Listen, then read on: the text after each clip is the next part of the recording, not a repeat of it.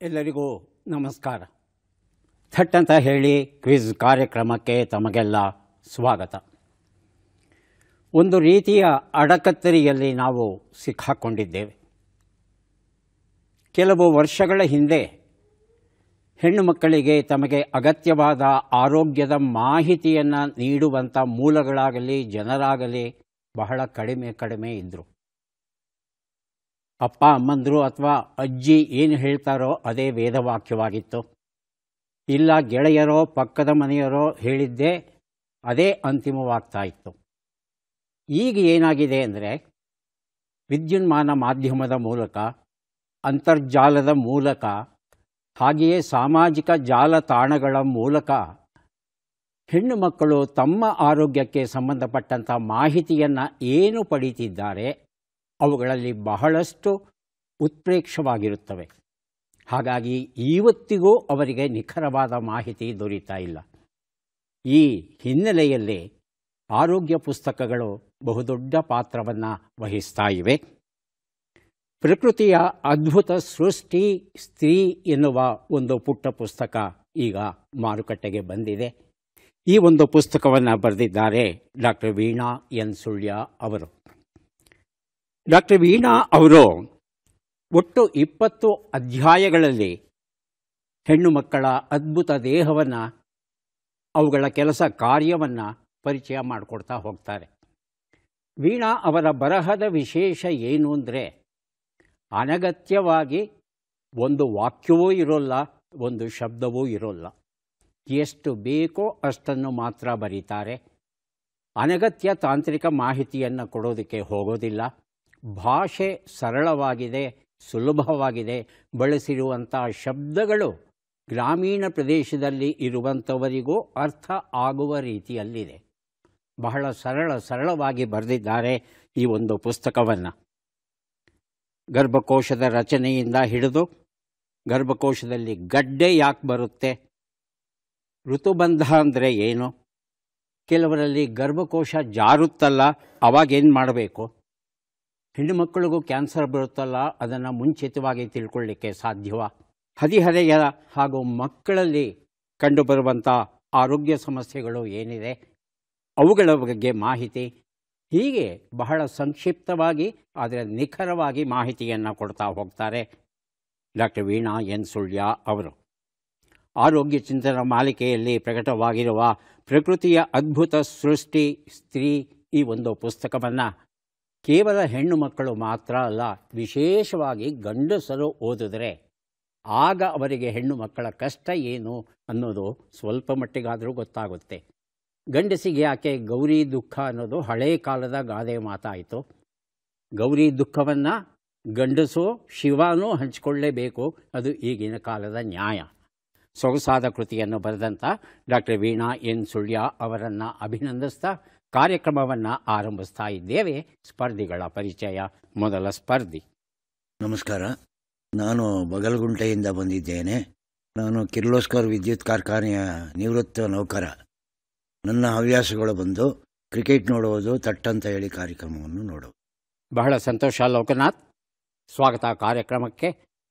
ನಮ್ಮ ಮುಂದಿನ ಸ್ಪರ್ಧಿ. ಎಲ್ಲರಿಗೂ ನನ್ನ ನಮಸ್ಕಾರ. ನನ್ನ ಹೆಸರು ಸುಶೀಲಮ್ಮ. ನಾನು ಬೆಂಗಳೂರಿನ ಶಬರಿ ನಗರದಿಂದ ಬಂದಿದ್ದೇನೆ. ಗೃಹಿಣಿ. ಕನ್ನಡ ಪುಸ್ತಕ ಓದುವುದು, ದಿನಪತ್ರಿಕೆ ಓದುವುದು, ತಟ್ಟಂತ ಹೇಳಿ ನೋಡುವುದು ನನ್ನ ಹವ್ಯಾಸ.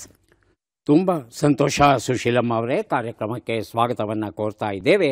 ನಮ್ಮ ಮೂರನೆಯ ಸ್ಪರ್ಧಿ. ಎಲ್ಲರಿಗೂ ನಮಸ್ಕಾರ. ನನ್ನ ಹೆಸರು ಪಟಾವಿ ರಾಮಸ್ವಾಮಿ. ಹಾಸನದಿಂದ ಬಂದಿದ್ದೇನೆ. ನಾನು ನಿವೃತ್ತ ಸರ್ಕಾರಿ ನೌಕರ. ನನ್ನ ಹವ್ಯಾಸಗಳು ಟಿವಿ ನ್ಯೂಸ್ ನೋಡುವುದು, ಪೇಪರ್ ಓದುವುದು ಮತ್ತು ತಟ್ಟಂತ ಹೇಳಿ ಕಾರ್ಯಕ್ರಮವನ್ನು ನೋಡುವುದು. ಪಟ್ಟಾಭಿರಾಮಸ್ವಾಮಿ ಅವರಿಗೆ ಸ್ವಾಗತವನ್ನು ಕೋರ್ತಾ ಇದ್ದೇವೆ. ಮೂವರು ಸಿದ್ಧವಾಗಿದ್ದರೆ ಕಾರ್ಯಕ್ರಮ ಆರಂಭಿಸೋಣ. ಮೊದಲಿಗೆ ನಿಯಮಗಳನ್ನು ಒಮ್ಮೆ ನೋಡಿಬಿಡೋಣ. ಒಟ್ಟು 10 ಪ್ರಶ್ನೆಗಳು. ಮೊದಲು ಬಜರ್ ಒತ್ತಿದವರಿಗೆ ಉತ್ತರ ನೀಡುವ ಅವಕಾಶ. ಪ್ರತಿ ಸರಿ ಉತ್ತರಕ್ಕೆ ಒಂದು ಪುಸ್ತಕ ಬಹುಮಾನ. ಆಯ್ಕೆಗಳು ಬರುವ ಮೊದಲೇ ಬಜರ್ ಒತ್ತಿ ಸರಿ ಉತ್ತರ ನೀಡಿದರೆ 2 ಪುಸ್ತಕ ಬಹುಮಾನ. 100 ಅಂಕ ಗಳಿಸಿದವರಿಗೆ ಒಂದು ವಿಶೇಷ ಪುಸ್ತಕ ಬಹುಮಾನವಾಗಿ ದೊರೆಯುತ್ತೆ. ನಕಾರಾತ್ಮಕ ತಂತ್ರಗಳಿಗೆ ಅವಕಾಶವಿಲ್ಲ. ಕಾರ್ಯಕ್ರಮದ ಮೊದಲ ಪುಸ್ತಕ, ಮೊದಲ ಪ್ರಶ್ನೆಯನ್ನು ನೋಡೋಣ. ಕಡಲ ತಡಿಯ ಕಥೆಗಳು GK ಐತಾಳ್ ಬರೆದಿರುವಂಥ ಪುಸ್ತಕ. ನಮ್ಮ ಮೊದಲ ಪ್ರಶ್ನೆ ಈಗ ಬಂತು. ಪ್ರಶ್ನೆಯನ್ನು ನೋಡೋಣ. ಶ್ರವಣಬೆಳಗೊಳದ ಗೊಮ್ಮಟನಿಗೆ ಮುಂದಿನ ಮಹಾಮಸ್ತಕಾಭಿಷೇಕವು ಯಾವಾಗ ನಡೆಯಲಿದೆ? ಆಯ್ಕೆಗಳನ್ನು ಕೊಡ್ತಾ ಇದ್ದೇವೆ. ಆಯ್ಕೆ 1 2030, ಆಯ್ಕೆ 2 2024, 2028 ಹಾಗೂ 2032. ಮೊದಲಿಗೆ ಲೋಕನಾಥ್, ಆನಂತರ ಸುಶೀಲಮ್ಮ. 2032. ಆಯ್ಕೆ ಎಷ್ಟನೇದು? 2032. 4. ನಾಲ್ಕನೇದು 2032 ಅಂತ ಹೇಳ್ತಾ ಇದ್ದಾರೆ. ಸುಶೀಲಮ್ಮ 2030. 30 ಉತ್ತರವನ್ನು ನೋಡೋಣ. 2030 ಅನ್ನೋದು ಸರಿಯಾದ ಉತ್ತರ ಆಗಿತ್ತು. ಈ ಉತ್ತರವನ್ನು ಸುಶೀಲಮ್ಮ ಅವರು ಕೊಟ್ಟಿದ್ದಾರೆ. ಕಡಲ ತಡಿಯ ಕಥೆಗಳ ಪುಸ್ತಕವನ್ನು ಅವರಿಗೆ ಕೊಟ್ಟಿದ್ದೇವೆ. ಫೆಬ್ರವರಿ 2018ರಲ್ಲಿ ಕಳೆದ ಮಸ್ತಕಾಭಿಷೇಕ ನಡೆಯಿತು. 12 ವರ್ಷಗಳಿಗೆ ಒಮ್ಮೆ ನಡೆಯುತ್ತೆ. ಹಾಗಾಗಿ 2030ಕ್ಕೆ ಮುಂದಿನ ಮಸ್ತಕಾಭಿಷೇಕ ನಡೆಯುತ್ತೆ. ನಮಗೆಲ್ಲ ಗೊತ್ತಿರೋ ಹಾಗೆ ಕ್ರಿಸ್ತಶಕ 973ರಲ್ಲಿ ಚಾವುಂಡರಾಯ ಈ ಗೊಮ್ಮಟನನ್ನು ಕೆತ್ತಿಸಿದ ಇತಿಹಾಸದಲ್ಲಿ ದಾಖಲಾಗಿರುವಂಥ ವಿಚಾರ. ಆದರೆ ಇದನ್ನು ಕೆತ್ತಿದವರು ಯಾರು ಅನ್ನೋದು ಇವತ್ತಿಗೂ ರಹಸ್ಯವಾಗಿದೆ. ಸಂಶೋಧಕರು ಹೇಳ್ತಾರೆ ಅರಿಸ್ಟನೇಮಿ ಅನ್ನೋ ಶಿಲ್ಪಿ ಇದನ್ನು ಕೆತ್ತದ ಅಂತ ಹೇಳಿದ್ರೆ, ಇನ್ನು ಕೆಲವು ಸಂಶೋಧಕರು ಹೇಳ್ತಾರೆ ವೀರ ಶಂಭು ಕಲ್ಕೂಡ ಅಂತಕ್ಕಂಥ ಶಿಲ್ಪಿ ಇದನ್ನು ಕೆತ್ತಿದ ಅಂತ ಹೇಳ್ತಾರೆ. ಯಾರು ಕೆತ್ತಿದ್ರು ಅದು ಗೊತ್ತಿಲ್ಲ. ಆದರೆ ಇವತ್ತಿಗೂ ಸಹ 1000 ವರ್ಷಗಳಾದರೂ ಮುಗುಳ್ನಗೆಯನ್ನು ಬೀರುತ್ತಾ ಜಗತ್ತಿಗೆ ಶಾಂತಿ ಸಂದೇಶವನ್ನು ಸಾರ್ತಾ ಇದ್ದಾನೆ ನಮ್ಮ ಗೊಮ್ಮಟ. ಮುಂದಿನ ಪುಸ್ತಕ ಮತ್ತು ಪ್ರಶ್ನೆ ಮಹಾಭಾರತದ ಉಪಕಥೆಗಳು. ಸಂಪಾದಕರು YN ಗುಂಡೂರಾವ್. ನಮ್ಮ ಪ್ರಶ್ನೆ ನ್ಯೂಮೋರ್ ದ್ವೀಪದ ವಿವಾದವು ಯಾವ 2 ದೇಶಗಳ ನಡುವೆ ನಡೆಯುತ್ತಿದೆ? ಆಯ್ಕೆಗಳನ್ನು ನೋಡೋಣ. ಭಾರತ ಪಾಕಿಸ್ತಾನ, ಭಾರತ ಬಾಂಗ್ಲಾದೇಶ್, ಭಾರತ ಶ್ರೀಲಂಕಾ. ಹೇಳಿ ಪಟ್ಟಾಭಿರಾಮ್. ಭಾರತ ಬಾಂಗ್ಲಾದೇಶ. ಭಾರತ ಬಾಂಗ್ಲಾದೇಶ್ ಆಯ್ಕೆ 2. ಹೇಳಿ ಲೋಕನಾಥ್. ಭಾರತ ಪಾಕಿಸ್ತಾನ. ಭಾರತ ಪಾಕಿಸ್ತಾನ್. ಉತ್ತರವನ್ನು ನೋಡೋಣ. ಆದರೆ ಸರಿಯಾದ ಉತ್ತರ ಭಾರತ ಬಾಂಗ್ಲಾದೇಶ್ ಆಗಿತ್ತು. ಮಹಾಭಾರತದ ಉಪಕಥೆಗಳು ಎನ್ನುವ ಈ ಒಂದು ಪುಸ್ತಕವನ್ನು ಕೊಟ್ಟಿದ್ದೇನೆ. ಹರಿಭಂಗಾ ಅನ್ನೋ ನದಿ ಬಂಗಾಳ ಕೊಲ್ಲಿಯನ್ನು ಸೇರುತ್ತೆ. ಆ ಸೇರುವ ಸ್ಥಳದಲ್ಲಿ ಒಂದು ದ್ವೀಪ ಇದ್ದಕ್ಕಿದ್ದ ಹಾಗೆ ಕಾಣಿಸ್ಕೊಂಡ್ಬಿಡುತ್ತೆ.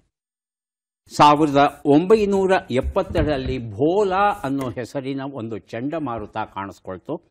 ಆ ಚಂಡಮಾರುತ ಕಾಣಿಸ್ಕೊಂಡಾಗ ಈ ದ್ವೀಪ ಇದ್ದಕ್ಕಿದ್ದ ಹಾಗೆ ಕಾಣಿಸ್ಕೊಂಡ್ಬಿಡ್ತು. ಹಾಗೆಯೇ ಅದು 2010ರಲ್ಲಿ ಮತ್ತೆ ಮುಳುಗಿ ಹೋಯಿತು. ಜನವಸತಿ ಇಲ್ಲದೆ ಇರುವಂಥ ಹೊಸ ದ್ವೀಪ ಇದು.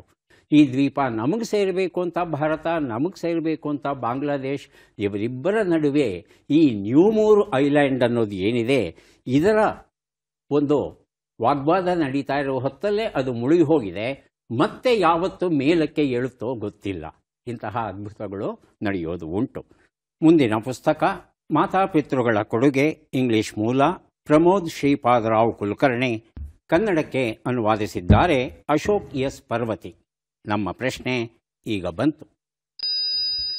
ಒಂದು ಪ್ರದೇಶದಲ್ಲಿ ಪ್ರವಾಹವು ತೀವ್ರವಾಗಿ ಕಾಡಿದಾಗ ಆ ಪ್ರದೇಶದ ಜನರಿಗೆ ಕೊಡಲೇಬೇಕಾದ ಲಸಿಕೆ ಯಾವುದು? ಆಯ್ಕೆಗಳನ್ನು ನೋಡೋಣ. Polio, BCG, cholera, typhoid. ಮೊದಲಿಗೆ ಲೋಕನಾಥ್, ಆನಂತರ ಪಟ್ಟಾಭಿರಾಮಸ್ವಾಮಿ. BCG. ಕಾಲರಾ.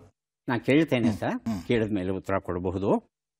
ಲೋಕನಾಥ್ ಅವರ ಉತ್ತರ BCG ಮತ್ತು ರಾಮಸ್ವಾಮಿ ಅವರ ಉತ್ತರ ಕಾಲರಾ. ಉತ್ತರವನ್ನು ನೋಡೋಣ. ಕಾಲರಾ ಉತ್ತರ ಸರಿ. ಮಾತಾಪಿತೃಗಳ ಕೊಡುಗೆ ಈ ಒಂದು ಪುಸ್ತಕವನ್ನು ಕೊಟ್ಟಿದ್ದೇನೆ. ಕಾಲರಾನೇ ಯಾಕೆ ಕೊಡಬೇಕು, BCG ಯಾಕೆ ಕೊಡಬಾರ್ದು? BCG ಕ್ಷಯಕ್ಕೆ ಸಂಬಂಧಪಟ್ಟದ್ದು.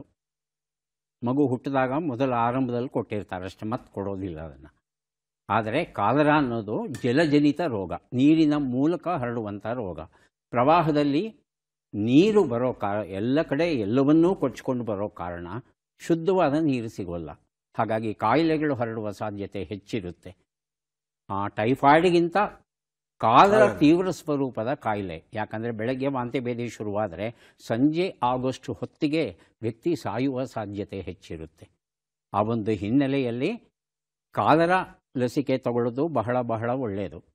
ವಾಂತಿ ಭೇದಿ ಶುರುವಾಯಿತಾ, ORS, ಓರಲ್ ರಿಹೈಡ್ರೇಷನ್ ಸೊಲ್ಯೂಷನ್, ಜೀವಜಲ ಜೀವಾಮೃತ ಅಂತ ನಾವೇನು ಕರಿತೇವೆ, ಅದನ್ನು ಮಾಡಿಕೊಂಡು ಕುಡಿತಾ ಹೋಗಬೇಕು. ವಾಂತಿ ಆಗಲಿ, ಎಷ್ಟೇ ಸಲ ವಾಂತಿ ಆಗಲಿ, ಎಷ್ಟೇ ಸಲ ಭೇದಿ ಆಗಲಿ, ಈ ಜೀವಜಲ ಕುಡಿಯೋದನ್ನು ಮಾತ್ರ ನಿಲ್ಲಿಸಬಾರ್ದು. ಮಕ್ಕಳಿಗೂ ಕುಡಿಸ್ತಾ ಇರಬೇಕು, ಎಲ್ಲಿಯವರೆಗೆ ವೈದ್ಯರ ನೆರವು ದೊರೆಯುವವರೆಗೆ.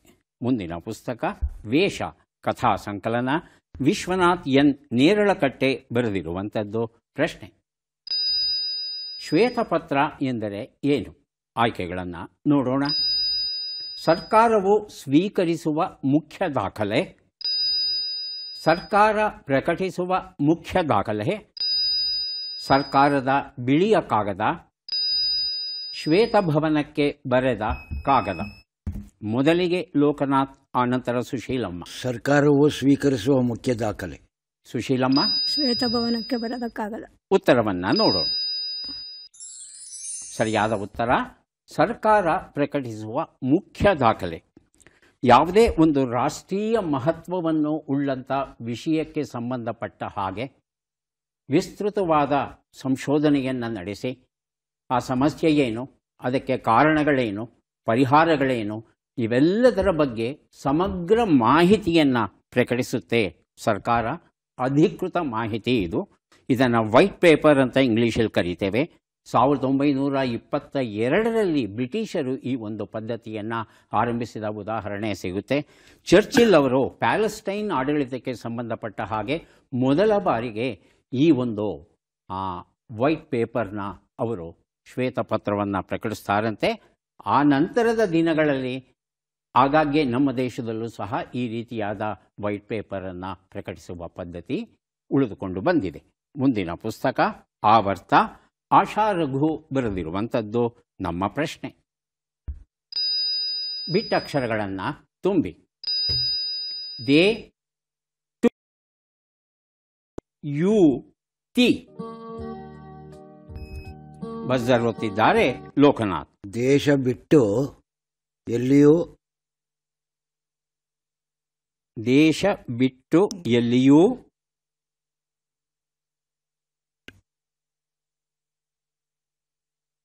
ಸುಶೀಲಮ್ಮ. ಪಟ್ಟಾಭಿರಾಮಸ್ವಾಮಿ. ದೇಶ ಬಿಟ್ಟು ಎಲ್ಲಿ- ಉತ್ತರವನ್ನು ನೋಡಬಹುದಾ? ಉತ್ತರವನ್ನು ನೋಡೋಣ. ದೇಶ ಕಟ್ಟುವಲ್ಲಿ ಯುವಶಕ್ತಿ ಅನ್ನೋದು ಸರಿಯಾದ ಉತ್ತರ ಆಗಿತ್ತು. ಕನಸೆ ಕಾಡು ಮಲ್ಲಿಗೆ, ಮಧು ವೈಯನ್ ಬರೆದಂಥ ಕಾದಂಬರಿ. ಈಗ ಕೊಡ್ತಾ ಇದ್ದೇವೆ ನಮ್ಮ ಪ್ರಶ್ನೆ. ಈ ಕೆಳಗಿನ ಲೆಕ್ಕಗಳನ್ನು ಪೂರ್ಣಗೊಳಿಸಿ ಉತ್ತರಗಳನ್ನೆಲ್ಲ ಕೂಡಿ ಅಂತಿಮ ಉತ್ತರವನ್ನು ನೀಡಿ. 51 ಕೂಡು 33, 72 ಕಳೆ 34, 22 ಗುಣಿಸು 7, 180 ಭಾಗಿಸು 8, 10.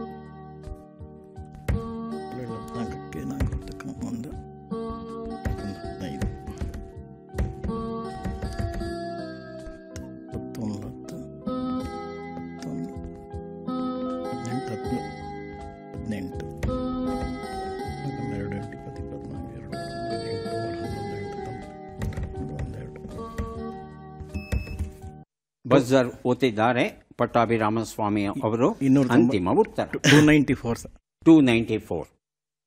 ಸುಶೀಲಮ್ಮ ಹಾಗೂ ಲೋಕನಾಥ್ ಲೆಕ್ಕ ಪೂರ್ಣವಾಗಿದ್ದರೆ ಉತ್ತರ ಕೊಡಬಹುದು. 296. ತಾವು 294 ಹೇಳಿದ್ದೀರಿ. 2 ಅಂಕೆ ವ್ಯತ್ಯಾಸ ಇದೆ. ಉತ್ತರವನ್ನು ನೋಡೋಣ. ಒಂದು ಉತ್ತರ 84, 38, 154, 18 ಎಲ್ಲವನ್ನ ಕೂಡಿದ್ರೆ 294 ಬಂದಿದೆ. ಪಟ್ಟಾಭಿರಾಮಸ್ವಾಮಿ ಈ ಉತ್ತರ ಕೊಟ್ಟಿದ್ದಾರೆ. ಕನಸೆ ಕಾಡು ಮಲ್ಲಿಗೆ ಈ ಒಂದು ಪುಸ್ತಕವನ್ನು ಕೊಟ್ಟಿದ್ದೇನೆ. ಈಗ ಕೊಡಲಿದ್ದೇವೆ ಹೊಸಗನ್ನಡ ಸಾಹಿತ್ಯ ಚರಿತ್ರೆ, LS ಶೇಷಗಿರಿ ರಾವ್ ಬರೆದಿರುವಂತಹ ಪುಸ್ತಕ. ನಮ್ಮ ಪ್ರಶ್ನೆ: ಈ ಹೂವನ್ನು ಗುರುತಿಸಿ ಚಿತ್ರವನ್ನು ನೋಡೋಣ.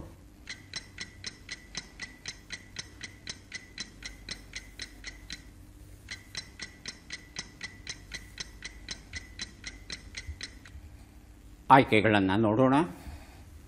ಆಯ್ಕೆಗಳು: ಬೂರುಗ, ಕದಂಬ, ಮುತ್ತುಗ, ಬಕುಳ. ಮೊದಲಿಗೆ ರಾಮಸ್ವಾಮಿ, ಮುತ್ತುಗ. ಅನಂತರ ಸುಶೀಲಮ್ಮ. ಮುತ್ತುಗ.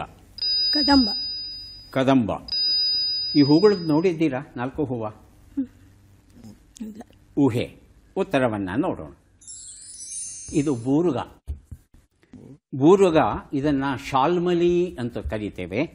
ಹಾಗೆಯೇ ತೂಲಿನಿ ಅನ್ನೋ ಒಂದು ಶಬ್ದ ಉಂಟು, ಅಪರೂಪದ ಶಬ್ದ ಇದು. ಬೊಂಬ್ಯಾಕ್ ಸೀವಾ ಅಂತ ಕರೀತೇವೆ. ಇಂಗ್ಲೀಷಲ್ಲಿ ಸಿಲ್ಕ್ ಕಾಟನ್ ಟ್ರೀ ಅಂತ ಕರೀತಾರೆ. ಈ ಮರ ಉದ್ದುದ್ದ ಕಾಯಿಗಳನ್ನು ಬಿಡುತ್ತೆ. ಸುಮಾರು 5ರಿಂದ 6 ಇಂಚು ಉದ್ದ ಇರುತ್ತೆ ಕಾಯಿಗಳು. ಒಳಗಡೆ ಎಷ್ಟು ನುಣುಪಾದ ಆ ರೇಷ್ಮೆಯ ಕೂದಲಿನ ಹಾಗೆ ಆ ಎಳೆಗಳು ಇರುತ್ತೆ ಅಂದರೆ ಅದನ್ನು ಹತ್ತಿ ಅಂತ ಕರಿತಾ ಇದ್ವಿ ನಾವು, ಬೂರುಗದ ಹತ್ತಿ ಅಂತ. ಮತ್ತು ಮರ ನೋಡಲಿಕ್ಕೆ ಅಷ್ಟೇ ಚೆನ್ನಾಗಿರುತ್ತೆ, ಸುಂದರವಾಗಿರುತ್ತೆ. ನಿಜಕ್ಕೂ ಒಂದು ಸಲ ಬೂರುಗವನ್ನು ಕಣ್ಣಾರೆ ಕಾಣಬೇಕು. ಮುಂದಿನ ಪುಸ್ತಕ ಮತ್ತು ಪ್ರಶ್ನೆ KN ಗಣೇಶಯ್ಯ ಅವರು ಬರೆದ ದಿವ್ಯ ಸುಳಿ, ವಿಜ್ಞಾನ ಸಾಹಿತ್ಯ ಯಾನದ ಸುಳಿಯ ಕೃತಿ. ಈಗ ಕೊಡ್ತಾ ಇದ್ದೇವೆ ನಮ್ಮ ಪ್ರಶ್ನೆ. ಈ ಅಕ್ಷರಗಳನ್ನು ಸರಿಯಾಗಿ ಜೋಡಿಸಿ. ಅಕ್ಷರಗಳು: ಗು, ತ, ಮ, ಸ, ಳೆ, ಡು, ಹಿ, ಗು.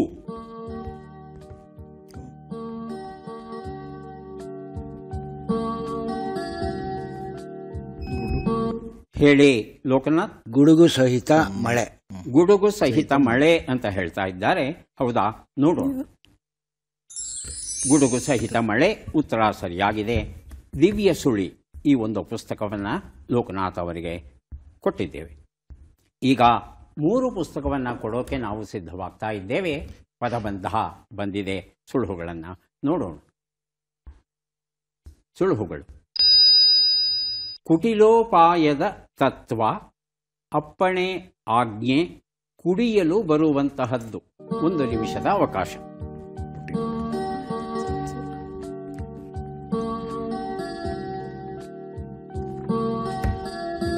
ಚಾಣಕ್ಯ ನೀತಿ. ಹೇಳಿ. ಚಾಣಕ್ಯ ನೀತಿ.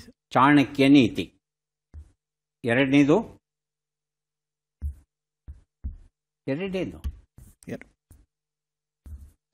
ಅಲ್ಲ, 2, 3 ಉತ್ತರ ಗೊತ್ತಿದೆಯಾ? ಬರೀ ಒಂದೇ ಮಾತ್ರನಾ? ಒಂದೇ ಮಾತು. ಒಂದೇನೆ. ಒಂದು ಉತ್ತರ ಚಾಣಕ್ಯ ನೀತಿ ಉತ್ತರ ಸರಿಯಾಗಿದೆ. ಚರಕ ಸಂಹಿತೆ ಈ ನಾಟಕದ ಪುಸ್ತಕ ಕೊಟ್ಟಿದ್ದೇನೆ. 2 ಉತ್ತರ. ತಾವು ಉತ್ತರ ಕೊಡೋದಾದ್ರೆ ಕೊಡಿ, ಇಲ್ಲಾಂದ್ರೆ ನಾನು ಮೇಡಮ್ ಅವ್ರನ್ನ ಕೇಳ್ತೇನೆ. ಸುಶೀಲಮ್ಮ ಅವರು. ಆಣತಿ. ಆಣತಿ ಉತ್ತರವನ್ನು ನೋಡೋಣ. ಆಣತಿ ಉತ್ತರ ಸರಿಯಾಗಿದೆ. ಸಂತನಾಗದ ವಸಂತ ಈ ಪುಸ್ತಕ ಕೊಟ್ಟಿದ್ದೇನೆ. 3 ಉತ್ತರ. ಯಾರು ಬೇಕಾದರೂ ಬಜರ್ ಒತ್ತಬಹುದು, ಉತ್ತರ ಕೊಡಬಹುದು. ಹೇಳಿ ಲೋಕನಾಥ್. ಸನಿಹ. ನೀ ಇದೆ, ದೀರ್ಘ ಇದೆ. ಸನಿಹ ಅಂದರೆ ಅದು ಇದು ಮಹಾಪ್ರಾಣ ಬರೋದಿಲ್ಲ, ಅದು ದೀರ್ಘ ಬರೋದಿಲ್ಲ, ಹ್ರಸ್ವಾಗುತ್ತೆ. ಪಾನೀಯ. ಹೇಳಿ, ಬಜರ್ ಒತ್ಬಿಟ್ಟು ಹೇಳಿ. ಪಾನೀಯ. ಪಾನೀಯ ಉತ್ತರವನ್ನು ನೋಡೋಣ. ಪಾನೀಯ ಉತ್ತರ ಸರಿಯಾಗಿದೆ. ಕರ್ಮವೀರ ಭಾವುರಾವ್ ಪಾಟೀಲ್ ಈ ಒಂದು ಪುಸ್ತಕವನ್ನು ಕೊಟ್ಟಿದ್ದೇನೆ. ಈಗ ಬಂದಿದ್ದೇವೆ ಕೊನೆಯ ಘಟ್ಟಕ್ಕೆ. ಚಟ್ಪಟ್ ಚಿನ್ಕುರಳಿ. 5 ಪ್ರಶ್ನೆಗಳು. ಮೊದಲ ಅವಕಾಶ ಲೋಕನಾಥ್ ಅವರಿಗೆ. ಸಿದ್ಧವಾಗಿದ್ದರೆ ಪ್ರಶ್ನೆಗಳನ್ನು ಆರಂಭಿಸ್ತೇವೆ. ಮೊದಲ ಪ್ರಶ್ನೆ: ಹಕ್ಕಿನೋಟ ಎನ್ನುವ ನುಡಿಗಟ್ಟಿನ ಅರ್ಥವೇನು? ಸ್ಥೂಲ ಅವಲೋಕನ, ಸೂಕ್ಷ್ಮ ಅವಲೋಕನ? ಸ್ಥೂಲ ಅವಲೋಕನ. ಮುಂದಿನ ಪ್ರಶ್ನೆ: ಹೋಲಿಕೆ, ಸಾದೃಶ್ಯ ಎಂಬ ಅರ್ಥವನ್ನು ಕೊಡುವ ಶಬ್ದ ಯಾವುದು? ಉಪಮೇಯ. ಉಪಮೇಯ. ಮುಂದಿನ ಪ್ರಶ್ನೆ: ಕಚನು ಯಾರ ಮಗ? ಶುಕ್ರಾಚಾರ್ಯ, ಬೃಹಸ್ಪತ್ಯಾಚಾರ್ಯ? ಶುಕ್ರಾಚಾರ್ಯ. ಪ್ರಶ್ನೆ: ಈ ಗಾದೆಯನ್ನು ಪೂರ್ಣಗೊಳಿಸಿ. ಒಗ್ಗಟ್ಟಿಲ್ಲದ ಊರಿನಲ್ಲಿ. ಮುಂದಿನ ಪ್ರಶ್ನೆ: ಈ ಒಗಟನ್ನು ಬಿಡಿಸಿ. ರಾತ್ರಿ ಕಳಿತಿದ್ದ ಹಾಗೆ ಶಿವಶಿವ ಅಂತ ಹೊರಟೋಯ್ತು. ಏನು ಹೊರಟೋಯ್ತು? ಚಳಿ. ಚಳಿ. ಉತ್ತರವನ್ನು ನೋಡ್ತಾ ಹೋಗೋಣ. 1 ಉತ್ತರ ಹಕ್ಕಿನೋಟ, ಸ್ಥೂಲ ಅವಲೋಕನ ಸರಿಯಾಗಿದೆ. 2 ಉತ್ತರ. ಹೋಲಿಕೆ ಸಾದೃಶ್ಯ ಉಪಮೇಯ ಆಗಿತ್ತು, ಉಪಮೇಯ ಅಂತ ಹೇಳಿದ್ರಿ. 3ನೇ ಪ್ರಶ್ನೆಗೆ ಉತ್ತರ ಕಚನು ಬ್ರಹ್ಮಾಸ್ತ್ರ. ಬೃಹಸ್ಪತ್ಯಾಚಾರ್ಯರ ಮಗ ಶುಕ್ರಾಚಾರ್ಯರ ಹತ್ರ ವಿದ್ಯೆ ಕಲಿಯಕ್ಕೆ ಬರ್ತಾನೆ. ಮುಂದಿನ ಪ್ರಶ್ನೆಗೆ ಉತ್ತರ ಒಗ್ಗಟ್ಟಿಲ್ಲದ ಊರಿನಲ್ಲಿ ಒಪ್ಪತ್ತೂ ಇರಬೇಡ ಅನ್ನೋದು ಸರಿಯಾದ ಉತ್ತರ ಆಗಿತ್ತು. 5ನೇ ಪ್ರಶ್ನೆಗೆ ಉತ್ತರ ಶಿವ ಅಂತ ಹೊರಟೋಗಿದ್ದು ಚಳಿ, ಉತ್ತರ ಸರಿಯಾಗಿದೆ. ಎಷ್ಟು ಸರಿ ಉತ್ತರ ಕೊಟ್ರಿ? 2 ಅಲ್ವಾ? 2 ಪುಸ್ತಕಗಳನ್ನು ತಮಗೆ ಕೊಟ್ಟಿದ್ದೇವೆ. ಸುಶೀಲಮ್ಮ ಅವರು ಸಿದ್ಧವಾಗಿದ್ದರೆ ಪ್ರಶ್ನೆಗಳನ್ನು ಆರಂಭಿಸ್ತೇವೆ. ಮೊದಲ ಪ್ರಶ್ನೆ ಈಗ ಬಂತು. ಸೋವು ಹಿಡಿ ಎನ್ನುವ ನುಡಿಗಟ್ಟಿನ ಅರ್ಥವೇನು? ಸುಳಿವನ್ನು ಹಿಂಬಾಲಿಸು, ನೆರಳನ್ನು ಹಿಂಬಾಲಿಸು. ಮುಂದಿನ ಪ್ರಶ್ನೆ. ಹೆಣ್ಣು ಹಾವು ಎಂಬ ಅರ್ಥವನ್ನು ಕೊಡುವ ಶಬ್ದ ಯಾವುದು? ಉರಗ, ಉರಗಿ. ಮೊದಲನೇದ, ಎರಡನೇದ? ಮೃತ ಸಂಜೀವಿನಿ ವಿದ್ಯೆಯು ಯಾರಿಗೆ ತಿಳಿದಿತ್ತು? ಶುಕ್ರಾಚಾರ್ಯ, ಬೃಹಸ್ಪತ್ಯಾಚಾರ್ಯ? ಶುಕ್ರಾಚಾರ್ಯ. ಮುಂದಿನ ಪ್ರಶ್ನೆ. ಈ ಗಾದೆಯನ್ನು ಪೂರ್ಣಗೊಳಿಸಿ ಕಂತೆಗೆ ತಕ್ಕ ಬೊಂತೆ. 5ನೇ ಪ್ರಶ್ನೆ. ಈ ಒಗಟನ್ನು ಬಿಡಿಸಿ ಕಟ್ಟೆ ಇಲ್ಲದ ಕೆರೆಯಾಗ ತಟ್ಟಿ ತೇಲ್ತಾ ಸಾಗ್ಯಾದ. ಉತ್ತರವನ್ನು ನೋಡ್ತಾ ಹೋಗೋಣ. 1 ಉತ್ತರ ಸೋವು ಹಿಡಿ ಅಂತ ಹೇಳಿದ್ರೆ ಸುಳಿವನ್ನು ಹಿಂಬಾಲಿಸು. 2 ಉತ್ತರ ಹೆಣ್ಣು ಹಾವು ಉರಗಿ ಆಗಿತ್ತು, ಉತ್ತರ ಕೊಟ್ಟಿದ್ದೀರಿ ಅಲ್ವಾ? 3ನೇ ಪ್ರಶ್ನೆಗೆ ಉತ್ತರ ಶುಕ್ರಾಚಾರ್ಯ, ಸರಿಯಾದ ಉತ್ತರ ಕೊಟ್ಟಿದ್ದೀರಿ. 4ನೇ ಪ್ರಶ್ನೆಗೆ ಉತ್ತರ ಕಂತೆಗೆ ತಕ್ಕ ಬೊಂತೆ, ಸರಿಯಾಗಿದೆ. 5ನೇ ಪ್ರಶ್ನೆಗೆ ಉತ್ತರ ಇದು ಹುಣ್ಣಿಮೆ ಚಂದ್ರನ ನೆರಳು ಕೆರೆನಲ್ಲಿ ಬಿದ್ದಿದೆ, ಅದನ್ನು ನೋಡಿಕೊಂಡು ಬಾನೂ ಸಹ ಒಂದು ಕೆರೆ ಅಂತ ಭಾವಿಸಿ ಆ ಕೆರೆಗೆ ಕಟ್ಟೆಯೇ ಇಲ್ಲ, ತೇಲ್ಕೊಂಡು ಹೋಗ್ತಾ ಇದೆ ಅನ್ನೋ ಒಂದು ಕವಿ ಕಲ್ಪನೆ. ಎಷ್ಟು ಸರಿ ಉತ್ತರ ಕೊಟ್ರಿ? 3 ಅಲ್ವಾ? 3 ಪುಸ್ತಕಗಳನ್ನು ತಮಗೆ ಕೊಡ್ತಾ ಇದ್ದೇವೆ. ಈಗ ಅವಕಾಶ ರಾಮಸ್ವಾಮಿ ಅವರಿಗೆ ಬರ್ತಾ ಇದೆ. ಸಿದ್ಧವಾಗಿದ್ದರೆ ಮೊದಲ ಪ್ರಶ್ನೆಯನ್ನು ಕೇಳ್ತೇವೆ. ಮೊದಲ ಪ್ರಶ್ನೆ. ಸೋರೆಯ ಮಣಿ ಎನ್ನುವ ನುಡಿಗಟ್ಟಿನ ಅರ್ಥವೇನು? ಬೆಲೆ ಇರುವ ಮಣಿ, ಬೆಲೆ ಇಲ್ಲದ ಮಣಿ. ಬೆಲೆ ಇರುವ ಮಣಿ. ಮುಂದಿನ ಪ್ರಶ್ನೆ. ಜೀರು ಕುಣಿಕೆಯ ಹಗ್ಗ ಎಂಬ ಅರ್ಥವನ್ನು ಕೊಡುವ ಶಬ್ದ ಯಾವುದು? ಉರಿಲ್, ಉರಿಪು. ಮುಂದಿನ ಪ್ರಶ್ನೆ. ದೇವಯಾನಿ ಯಾರ ಮಗಳು? ಶುಕ್ರಾಚಾರ್ಯ, ಬೃಹಸ್ಪತ್ಯಾಚಾರ್ಯ? ಶುಕ್ರಾಚಾರ್ಯ. ಮುಂದಿನ ಪ್ರಶ್ನೆ. ಈ ಗಾದೆಯನ್ನು ಪೂರ್ಣಗೊಳಿಸಿ ಕಜ್ಜಿ ಹೋದರು ಕಡಿತ ಹೇಳಿ. ಕಡಿತ ಹೋಗಲಿಲ್ಲ. ಕಡಿತಾ ಹೋಗಲಿಲ್ಲ. ಮುಂದಿನ ಪ್ರಶ್ನೆ. ಈ ಒಗಟನ್ನು ಬಿಡಿಸಿ ಬಿದಿರ ಬೆತ್ತ ಹಿಡಿಯಲಾರೆ. ಉತ್ತರವನ್ನು ನೋಡ್ತಾ ಹೋಗೋಣ. 1 ಉತ್ತರ ಸೋರೆಯ ಮಣಿ ಅಂದರೆ ಬೆಲೆಯಿಲ್ಲದ ಮಣಿ. 2 ಉತ್ತರ ಜೀರು ಕುಣಿಕೆಯ ಹಗ್ಗ ಅಂದರೆ ಉರಿಲ್. 3 ಉತ್ತರ ಶುಕ್ರಾಚಾರ್ಯ, ಸರಿಯಾದ ಉತ್ತರ. 4 ಉತ್ತರ ಕಜ್ಜಿ ಹೋದರೂ ಕಡಿತಾ ಹೋಗಲಿಲ್ಲ, ಉತ್ತರ ಸರಿಯಾಗಿದೆ. 5 ಉತ್ತರ ಬಿದಿರ ಬೆತ್ತ ಹಿಡಿಯಲಾರೆ ಅಂದರೆ ಅದು ಹಾವು ಆಗಿತ್ತು. ಎಷ್ಟು ಸರಿ ಉತ್ತರ ಕೊಟ್ರಿ? 2 ಅಲ್ವಾ? 2. 3 ಪುಸ್ತಕಗಳನ್ನು ತಮಗೆ ಕೊಡ್ತಾ ಇದ್ದೇವೆ. ಯಾರಿಗೆ ಎಷ್ಟು ಪುಸ್ತಕ ಬಂದಿದೆ ಅದನ್ನು ನೋಡುವ ಕ್ಷಣ ಈಗ ಬಂತು. ಮೊದಲಿಗೆ ಲೋಕನಾಥ್ ಅವರಿಗೆ ದೊರೀತಾ ಇದೆ 1, 2, 3 ಪುಸ್ತಕಗಳನ್ನು ಸ್ವೀಕರಿಸಿ ಕಾರ್ಯಕ್ರಮದಲ್ಲಿ ಭಾಗಿಯಾಗಿದ್ದಕ್ಕೆ ತಮಗೆ ಧನ್ಯವಾದಗಳನ್ನು ಅರ್ಪಿಸ್ತಾ ಇದ್ದೇವೆ. ಧನ್ಯವಾದಗಳು.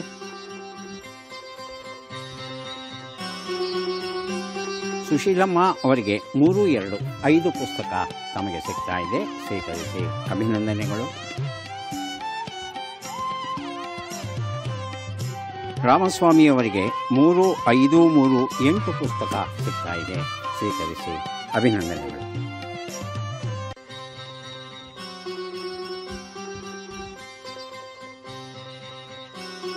ಮತ್ತೆ ಭೇಟಿಯಾಗೋಣ.